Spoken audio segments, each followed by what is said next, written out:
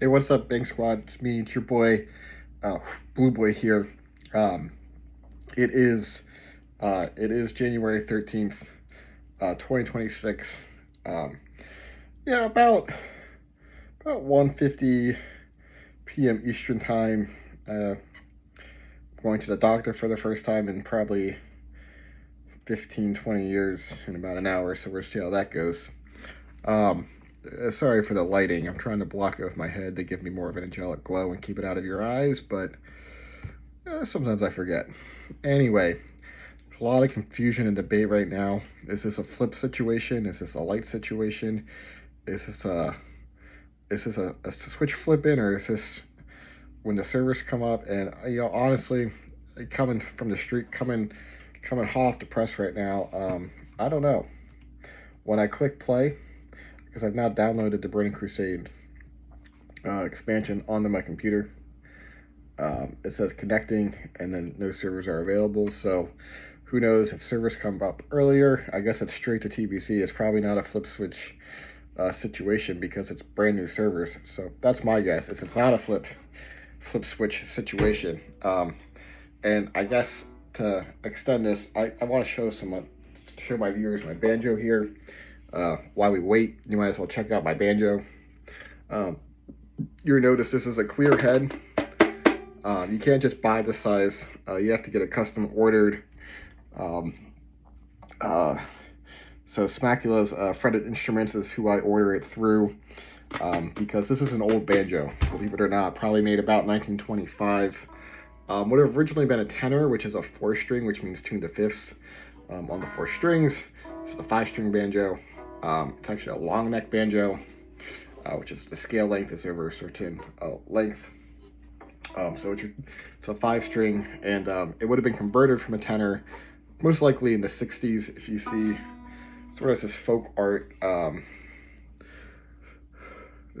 art inscription on it, okay, and this marking at the bottom. I don't know what any of that means, because I'm not the one who inscribed it, but it looks like some Native American style birds on the side. Don't want to appropriate culture, but that's just what it looks like to me, and the tuners were, swapped out, and obviously the whole neck was swapped out from the original tenor. Now the Stromberg Deluxe, not to be so Stromberg Key or Stromberg Voint or something, was a much more mass-produced banjo.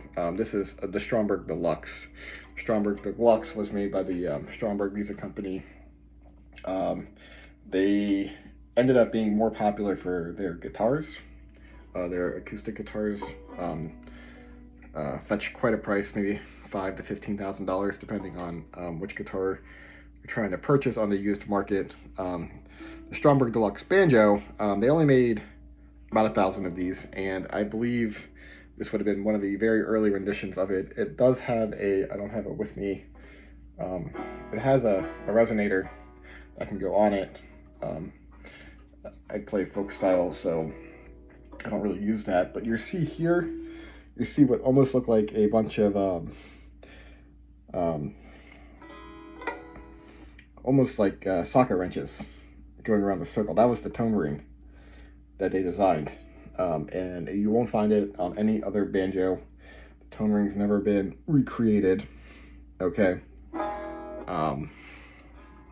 it's very unique. It gives it its own it's a pretty bright sound with the tone ring, and it's extra bright sound because I have the clear head on it. Again, had the custom order. I made, but I like to be able to show off the tone ring. It's pretty unique. The banjo itself, if you Google Stromberg Deluxe, you can see some of the more deluxe-y looking models, especially some of the later models. They're quite a sight to behold. It's just a unique piece of American history. Stromberg, they were out of Boston, and Boston used to have a couple major musical instrument makers, especially banjos.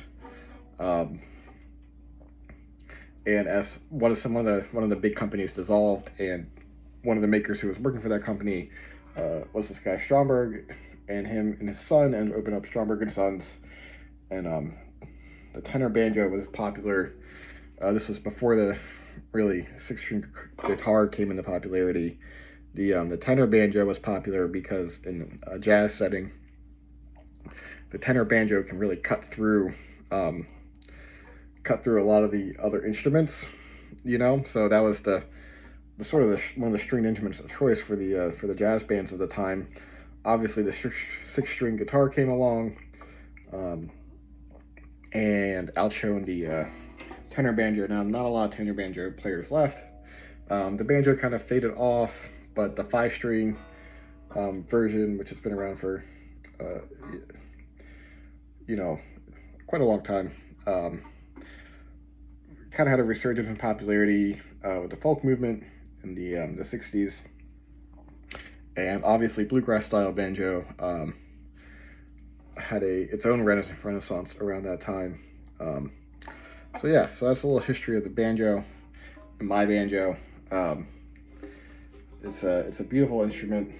This one especially aesthetically, I think it looks very neat. It's really rare. You won't like stumble upon these too often. And the best part is I got it off Facebook Marketplace for like $200. I didn't know what it was. I couldn't, like, I was looking at the listing. I was like, I don't know who would have made this. It took a bit of digging to find out that it's a Stromberg Deluxe, actually. Retrofitted to a 5-string long neck folk banjo. So that's what I got. Mooboi out.